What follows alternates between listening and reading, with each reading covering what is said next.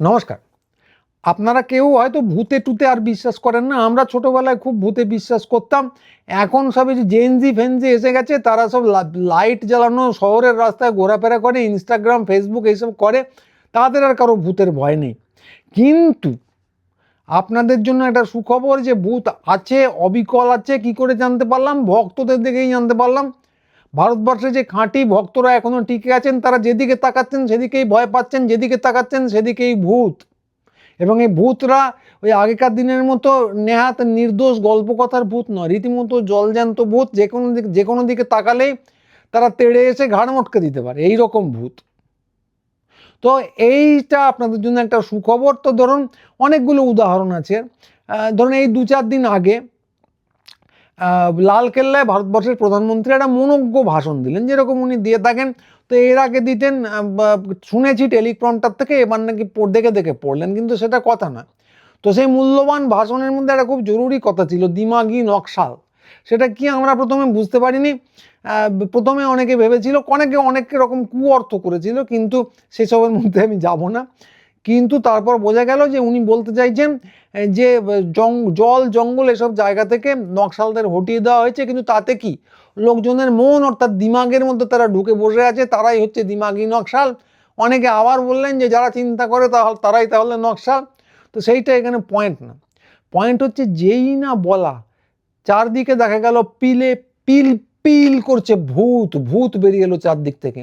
ইনস্টাগ্রামে তৈরি হয়ে গেল একটা দিমাগি নকশাল পার্টি, এবং তাতে লাখে লাখে লাইক। এত লাইক কোনো মানুষ দিতে পারে না, এবং এত তাড়াতাড়ি এত দ্রুত কাজ করতে কোনো মানুষ পারে না। এরা ভূত। শুধু ভূত নয়, এরা হচ্ছে ভ্যাম্পায়ার। এরা রক্তচোষা ভ্যাম্পায়ার, রক্তচোষা দেশদ্রোহী ভ্যাম্পায়ার। দিনের বেলা এরা গাছের ডালে বসে থাকে, আর রাত্রি হলেই লাখে লাখে নেমে আসে রক্ত চুষতে। যে কোনো লোকের রক্ত চুষতে নয়, খাঁটি ভক্তদের রক্ত চুষতে। একদম যাকে বলে একই কাণ্ড, ওরে বাবা কাণ্ড পুরো। তারপর ওটা তো গেল দিমাগি নকশাল ভূতের কথা। তারপর দেখুন কে একটা ছেলে বাঁকুড়ায়, তার গল্প আপনারা শুনেছেন, রিক নাম তার।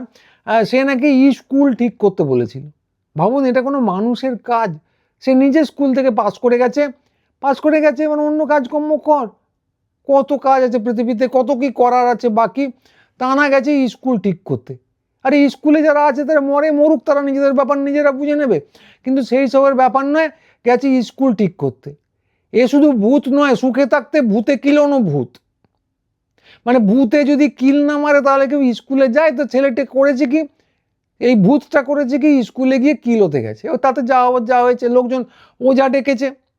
ওঝা ডেকে তারপর যেটা হয়েছে, যে ভূত তাড়াতে গিয়ে ছেলেটির বাবা মারা গেছেন। পুলিশ বলেছে এ কিন্তু মেরে ধরে মারা হয়নি। মানে প্রথমত মারাটা ঠিকই আছে, অল্প বিস্তর মারধর করা হয়েছে। চিরকালই ওঝারা তাই করে থাকে, আপনারা বিশ্বাস করেন না, কিন্তু আমরা দেখেছি হাতে ঝাঁটা নিয়ে, লঙ্কা পোড়া নিয়ে রীতিমতো মারধর করা হয়, তবে তো ভূত যায়। এক্ষেত্রেও তাই করা হয়েছিল, উচিত জিনিস। তো এই করতে গিয়ে ছেলেটির বাবা মারা গেছেন, এবং ভূত তাড়াতে গিয়ে মারধরের কারণে নয়, ভূতই হচ্ছে মৃত্যুর প্রধান কারণ। কারণ পুলিশ বলেছে যে ছেলেটির বাবার সামান্য একটু লেগেছিল, তারপর উনি উচ্চ রক্তচাপ নিয়ে হাসপাতালে ভর্তি হন এবং মারা যান। এই নিয়ে কেউ কিন্তু গুজব রটাবেন না, খুব পরিষ্কার কথা। তো একদম খাঁটি কথা। এবং শুনে আমার মনে পড়লো ভলতেয়ারের কথা। ভলতেয়ারকে একবার জিজ্ঞাসা করা হয়েছিল যে, মানে দার্শনিক ভলতেয়ার, যে শুধু প্রার্থনা করে কি মানুষ মারা যায় বা একপাল ভেড়া মারা যায়? তিনি বলেছিলেন অবশ্যই যায়, কেন যাবে না। শুধু প্রার্থনা করার আগে ভেড়াগুলোকে খানিকটা সেঁকো বিষ খাইয়ে দিতে হবে। তো এও একই ব্যাপার, যে রক্তচাপে কি আর মানুষ মারা যায় না? নিশ্চয়ই যায়। তবে মারা যাওয়াটা নিশ্চিত করতে গেলে একটা অন্য কিছু করতে হবে। যেমন ধরুন, সব মানুষই যখন মারা যায় তখন হার্ট বন্ধ হয়েই মারা যায়, কিন্তু হার্ট অ্যাটাক হবেই নিশ্চিত করবেন কি করে? বুকে যদি একটা ছুরি মেরে দেন তাহলে অতি অবশ্যই হার্ট অ্যাটাকেই মারা যাবে, এ নিয়ে কোনো সন্দেহ নেই। তাই এই মৃত্যুটাও খানিকটা সেরকম বলে আমার মনে হচ্ছে। আমি ভুল হতে পারি, যে উচ্চ রক্তচাপ, হার্ট অ্যাটাক এসবই নিশ্চয়ই মারা গেছেন। আগে কিছু একটা ঘটেছিল, কিন্তু সেটা মারধর নয়, স্রেফ ভূত তাড়ানো। এটা আমার ব্যক্তিগত ধারণা। অনেকে ভুল বলতে পারেন, ঠিক বলতে পারেন। আমি জেনে কিছু বলছি না, আন্দাজ করে বলছি, এটা বলে রাখলাম। তো এইটা হলো ওই ছেলেটি এবং তার বাবার ভূতের গল্প। তো সেই ভূত তো তাড়ানো হলো নানা ওঝা ডেকে ডেকে, কিন্তু যেই না তাড়ানো হলো তারপরেই এসে গেল আরো দলে দলে ভূত। মানে শুধু ভূত না, ভয়ানক ভূত, আরশোলা ভূত। অনেকেই বলেন এরা ভারতবর্ষের ভূত না, কারণ ভারতবর্ষের মাটি নরম সরম ভূতের জন্ম দেয়। এরকম কাঠখোট্টা টাইপের ভূত ভারতবর্ষে হতে পারে না। কেউ কেউ বলছেন চীন ফান্ডিং দিয়েছে এই ভূত তৈরি করতে, কেউ কেউ বলছেন আমেরিকা ফান্ড দিয়েছে ভূত করতে। চীনে ভূত না আমেরিকান ভূত বলতে পারবো না, কিন্তু কি করে এরা বিলক্ষণ বলতে পারি। এরা সারাদিন চুপচাপ বসে থাকে বাথরুমে, আর রাত্রি হলেই কোত্থেকে যেন বেরিয়ে এসে যন্তর মন্ত্র শুরু করে। এই যন্তর মন্ত্র জিনিসটা হচ্ছে সারা পৃথিবীতে চালু একটা কালা জাদু। লাতিন আমেরিকায় একে বলে ভুডু, আরবে কী সব বলে আমি ঠিক জানি না, ভারতবর্ষের নাম যন্তর মন্ত্র। এবং এরা এমন ভুডু করেছে, এমন যন্তর মন্ত্র করেছে যে ভারতবর্ষের শিক্ষামন্ত্রীকে স্বয়ং সরে যেতে হয়েছে। ভাবুন মানে কি ধরনের ভূত এরা। এবং শুধু শিক্ষামন্ত্রী না, তারপর আইটি সেলের যিনি মাতা ছিলেন তাকেও সরে যেতে হয়েছে। মানে এই ভূতের উপদ্রব, ভক্তরা যে ভয় পাচ্ছে তো এমনি নয়। ভক্তরা এই আরশোলা দেখলেই বলছে দেশদ্রোহী ভূত। ভূত দিলীপ ঘোষ বলেছেন, রাজ্যের মন্ত্রী, যেটা দেশদ্রোহী, ভূত বলেননি। কিন্তু ব্যাপারটা ওটাই, ওনার চোখ মুখ দেখে যা বুঝলাম যে উনি ভূতের ভয় পাচ্ছেন। তো এমনি এমনি নয়, যারা এই কাণ্ড করতে পারে কয়েকদিনের মধ্যে, কয়েক মাসের মধ্যে, এবং এরা না খেয়ে ছিল, না খেয়ে বসে থাকলে কি হয় আপনি পারবেন? 1 মাস না খেয়ে বসে থাকলে? এরা 1 মাস না খেয়ে বসেছিল, 1 মাস না 19 দিন, এবং কিচ্ছু হয়নি, কারো ওজন কমেনি। ভূত না হলে এটা সম্ভব। এবং ভারতবর্ষেরই পরম প্রতাপশালী ভারতবর্ষের কেন্দ্রীয় সরকারের মন্ত্রীকে সরিয়ে দিয়েছে। কি ধরনের ভূত এরা! ভক্তরা যে ভয় পাচ্ছেন, ভূত দেখছেন, ঠিকই দেখছেন, আমি সম্পূর্ণ একমত। তো এই তো গেল যন্তর মন্তর ভূত, এরা বাঁকুড়ায় এসে হাজির হলো। তারপর কোত্থেকে এলো রাঙ্কা ভূত, একদম পুরো জেনজি মামদো, মানে মামদো ভূত বলতে পারেন আপনি, এবং হাইব্রিড মামদো, কারণ চীন আর রাশিয়া কোত্থেকে এসছে নাকি আমেরিকা বলতে পারবো না, হাইব্রিড মামদো ভূত। ওরকম আগে একজন এসেছিল, তার নাম ছিল নেহা ভূত। সে একদম জেএনইউ এর শাঁকচুন্নি। এবার জেএনইউতেও আপনারা জানেন যে খুব সম্ভবত রাশিয়ার একটা অনুপ্রবেশ আছে ওখানে, লেনিন ভূতের সঙ্গে একটা হাইব্রিড হয়ে এই সমস্ত ভূতগুলো তৈরি হয়েছে। তো এদের দেখলেই ভক্তরা ভয় পাচ্ছেন। পশ্চিমবঙ্গ যথেষ্ট কারণেই ভয় পেয়েছিলেন, কারণ এরা কলকাতায় এসে ভয় দেখাচ্ছে, দিল্লিতে আর পড়ে নেই। ভারত সভা হল বুক করে নাকি মিটিং করবে বলেছিল, তো ভক্তরা দেখেই বললেন ভূত, এদের মিটিং করতে দেওয়া যাবে না। মালিক সঙ্গে সঙ্গে হল ক্যান্সেল করে দিলেন। প্রেস ক্লাবে গিয়ে নাকি সাংবাদিক সম্মেলন করছিল, এবং যেই না বলা অমনি দেখা গেল একবার জল জমে গেছে প্রেস ক্লাবে, আরেকবার দেখা গেল যে জেনারেটর বন্ধ হয়ে গেছে। মানে ভূতের উপদ্রব কাকে বলে! 5টা হলে নাকি 6টা হলে এরা মিটিং করবে বলেছিল, সব কটা হলে নানা বিপর্যয় দেখা দিল। ভূতের উপদ্রব, ভূতের উপদ্রব, ভূতের উপদ্রব। বাঁচা গেল যে কোনো সমস্ত হলেই ভূতের উপদ্রব দেখা দেওয়ায় মিটিং এরা করতে পারলো না। তো সেসব কোনো রকমে আটকানো গেল, ভক্তরা ভূতের ভয় পেয়ে আটকে ফেললেন। কিন্তু বিপদ এখনো কাটেনি, ভক্তদের মাথার উপরে এখনো বিরাট বড় খাঁড়া ঝুলছে। এই কটা ভূতেই তো শেষ নয়, চারদিকে অজস্র ভূত। প্রথমেই বলতে হবে তৃণমূল ভূত, কোত্থেকে যেন তারা উঠে এসে বার কাউন্সিলে হঠাৎ জিতে গেছে। ভাবুন, রাজ্যে ক্ষমতায় নেই, যারা বিরোধী তারা দল ছেড়ে চলে গেছে, তারপর বার কাউন্সিলে জিতে গেল। ভূত ছাড়া কি! এবং ভক্তরা এদেরকে দেখলেই ভয় পাচ্ছেন। সেজন্য আপনারা খেয়াল করবেন যে মহুয়া মৈত্রকে দেখে ভূত ভূত বলে, ভূত বললে কি করতে হয়, আমরা ভূত দেখলে রাম নাম করতে হয়, জয় শ্রীরাম বলে সার্কিট হাউসের বাইরে রাত্রিবেলা স্লোগান দেওয়া হচ্ছিল। মানে ভূত যদি পালায়, ভূত যদি এসে ঘাড় মটকায় রাত্রিবেলা, তার ভয়ে ভক্তরা বাইরে গিয়ে রাম নাম বলার বদলে জয় শ্রীরাম বলছিলেন। যদি উড়ে যায় তাহলে ভালো হয়। এই গতকালই আবার দেখলাম আরেকজন সাংসদ সৌগত বাবুকে দেখে সবাই ভূতের মতো ভয় পেয়েছে। উনিও তো ভূত, মহুয়া মৈত্রর সঙ্গে একই দলে আছেন, পাশাপাশি সিটে বসেন, তো ভয় পেয়ে তারা কোনো ক্রমে তাড়িয়েছে। তো তৃণমূল একটা ভূত আছে, এরপর আছে এপিডিআর ভূত।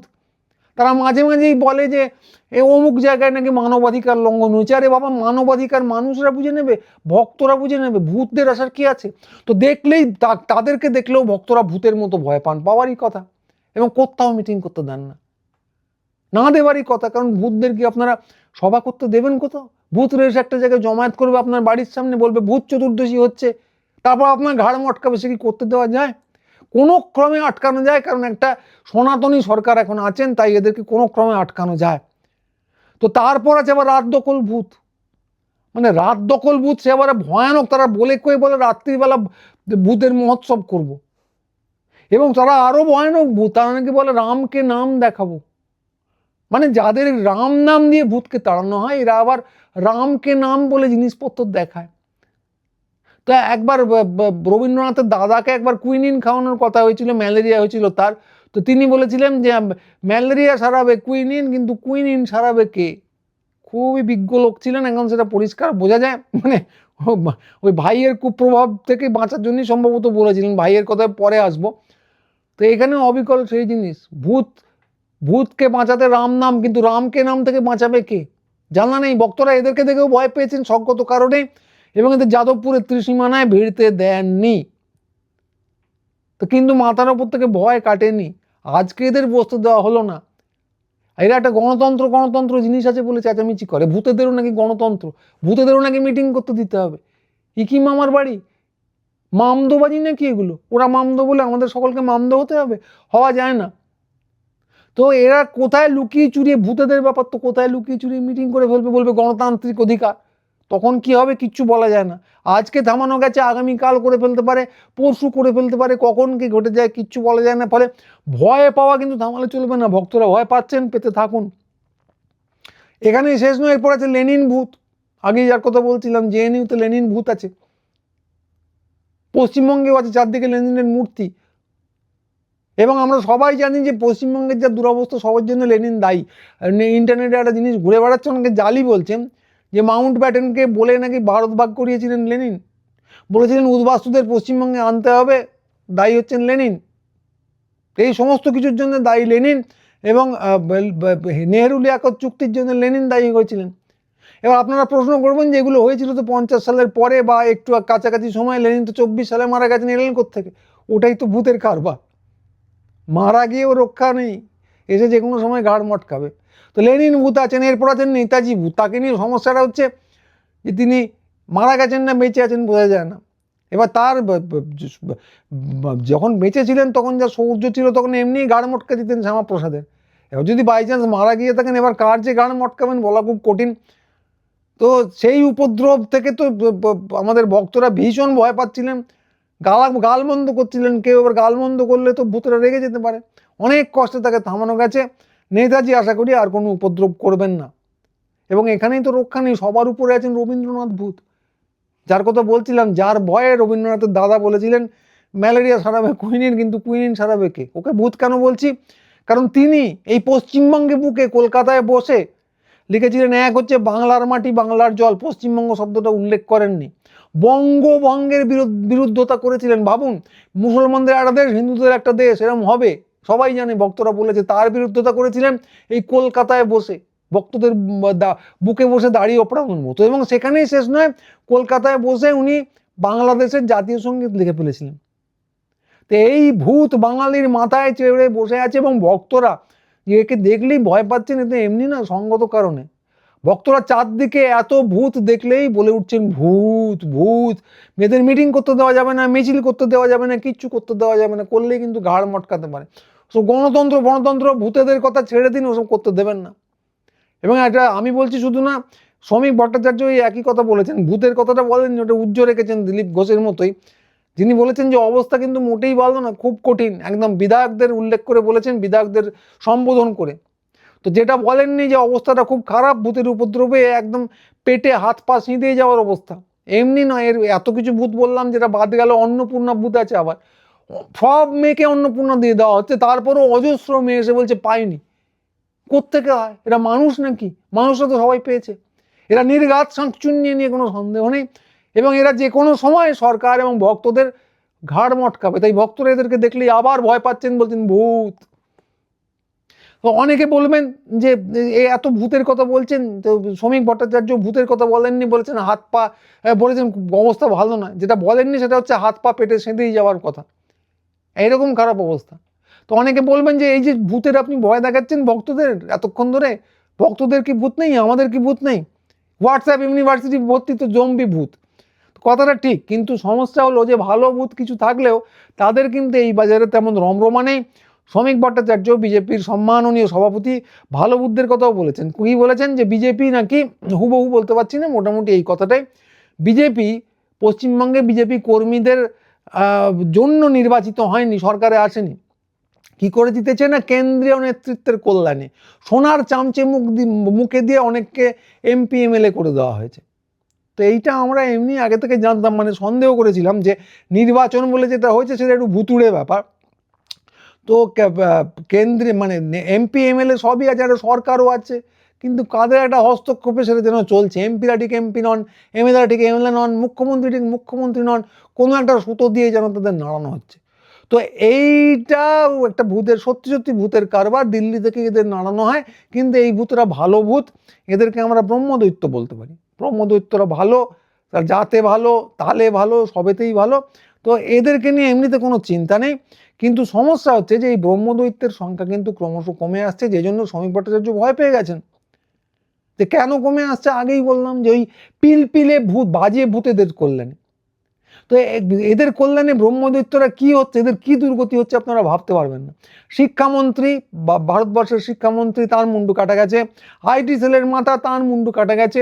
ডিম মিডিয়ার একজন মাথা, তার মুন্ডু কাটা গেছে। এরপরে আর কে কে আছেন বলতে পারবো না। সন্ময় বন্দ্যোপাধ্যায় বললেন শ্রমিক ভট্টাচার্যেরও নাকি মুন্ডু কাটা যেতে পারে। এবার কথা সেটা না, মুন্ডু তো সত্যি সত্যি কাটছে না, মানে পথ যাচ্ছে আর কি। কিন্তু ওই যে ভার্চুয়ালি মুন্ডু কাটা গেল ভূতের জন্য, তাই যথেষ্ট। এরা পরিণত হচ্ছেন কিসে আপনারা কল্পনাও করতে পারবেন না। এরা পরিণত হচ্ছেন কন্দ কাটায়, এবং তারপর ইচ্ছে থাকলেও ভালো কিছু করার কোনো উপায় নেই, কারণ দেখতে পাচ্ছেন না তো কন্দ কাটা। যে বা একদম অস্থির, একটা অস্থির মস্তিষ্ক ভূতের মতো চারদিকে এলো পাতাড়ি ঘুরে বেড়াচ্ছেন, এবং এদের দেখে ওই আরশোলা ভূতরা খুব খিল্লি করে চলেছে চারদিকে। ফলে সমস্যাটা হচ্ছে যে ভালো ভূত, যে ব্রহ্মদৈত্য আছেন, তারা কমে আসছেন, এবং কন্দ কাটার সংখ্যা ক্রমশ বাড়ছে। কন্দ কাটা মানে স্কন্দ কাটা, সেটা জানেন তো? তো অনেকেই ভারতবর্ষের পুরনো সংস্কৃতি জানেন না, তাই ছোট করে বলে দিলাম। তো এই ফাঁকে চারদিকে ছেয়ে যাচ্ছে খারাপ খারাপ ভূতে, এবং ভারতবর্ষের যারা প্রধানমন্ত্রী, যারা বড় বড় ব্রহ্মদৈত্যই বলতে পারেন আছেন, স্বরাষ্ট্রমন্ত্রী, তারা যেদিকে তাকাচ্ছেন সেদিকেই ভূতের ভয় দেখছেন। ওইদিকে আর সোলার জমায়েত করেছে ভূত, ওইদিকে একটা দিমাগি নকশাল পার্টি তৈরি হয়েছে ভূত। দিমাগি নকশাল পার্টি, আরশোলা পার্টি সবাইকে ম্যান করে দেওয়ার চেষ্টা হয়েছিল, কিন্তু কিচ্ছু করা যায়নি। ফলে এরা নিজেদের নিরাপত্তা বাড়াচ্ছেন চারদিকে, ভূতের হাত থেকে যদি রক্ষা পাওয়া যায়। এবং এদেরকে অনুসরণ করে চারদিকেই যে সমস্ত আমাদের বড় বড় ভক্তরা আছেন, যেখানেই দেখছেন, এই রে এ বলছে অন্নপূর্ণা পায়নি, ভূত। ও বলছে স্কুল ভালো করতে হবে, ভূত। এই বলছে মিটিং করবে, ভূত। ও বলছে রাত দখল করবে, ভূত। এবং এই ভূতে এরা ভয় পাচ্ছেন, এবং ভূতরা এই সুযোগ নিচ্ছে, তারা লাফাচ্ছে, তারা ঝাঁপাচ্ছে, কারণ বুঝতে পারছে যে তাদের দিন এবারে এসে গেছে। লোককে ভয় দেখাচ্ছে, ভক্তদের ভয় দেখাচ্ছে, ভয় পান ভক্তরা, ভয় পান, কারণ ভয় পাওয়ারই সময়। ভূতরা সংখ্যায় যেভাবে বাড়ছে, কোন দিন কার ঘাড় মটকে দেবে কেউ বলতে পারে না। ভয় পান কারণ আসছে দিন, পেরিয়ে গেছে, কঠিন দিন আসছে। কঠিন দিন এসে গেছে শ্রমিক ভট্টাচার্য বলেছেন, কিন্তু আরও বেশি কঠিন দিন আসছে। ডিম মিডিয়ায় যারা এখনও মানুষ আছেন ভূত হননি, ভক্তদের মধ্যে যারা এখনও ব্রহ্মদৈত্য আছেন, একটু একটু স্কন্দ কাটা হয়ে যাননি, তারা ভয় পান, কারণ আগামী দিনে কি হতে চলেছে আমরা কেউ জানি না। কারণ এই তো হচ্ছে ভূতের রাজত্ব। আগে ছিল তৃণমূল, সিপিএম, হাবি জাবি, হ্যাড্ডা ব্যাড্ডা, এখন তো শুধু ভূতেদের রাজত্ব। এটা কখন কার ঘাড় মটকে দেবে, কাকে কন্দ কাটা বানিয়ে দেবে, তারপর কি হবে কেউ জানে না। ফলে ভয় পান, ভয় পাওয়াটা জরুরি। তা আজকে এইটুকুই। এই ভূতের গপ্প শুনে যারা খুব খুশি হলেন, তারা অতি অবশ্যই লাইক, শেয়ার, হাইপ ইত্যাদি করবেন, আমাদের সঙ্গে যোগাযোগ রাখবেন। আর গুরু চণ্ডালী লিখে সার্চ করে প্রত্যেক দিন আসবেন কিন্তু চ্যানেলটা দেখতে, কারণ ফিডে সবসময় পাবেন না। আর আমাদের সঙ্গে যারা যোগাযোগ রাখতে চান, তারা অতি অবশ্যই কলেজ স্ট্রিটে পুটিরামের উল্টো দিকে আমাদের যে দোকান, সেখানে একবার ঢু মেরে যাবেন। আমি থাকবো না, লোকজন থাকবে, বইপত্র থাকবে, বইপত্র নেড়ে দেখবেন, যোগাযোগ রাখবেন, আমাদের এর নিচে মন্তব্য করবেন, আমাদের সাইটে আসবেন guruchandali.com। এইভাবে যোগাযোগের মাধ্যমে আমরা একটা ভূতের কীর্তন তৈরি করে ফেলতে পারবো আর কি। তো আজকে এইটুকুই, সবাই ভালো থাকবেন, নমস্কার।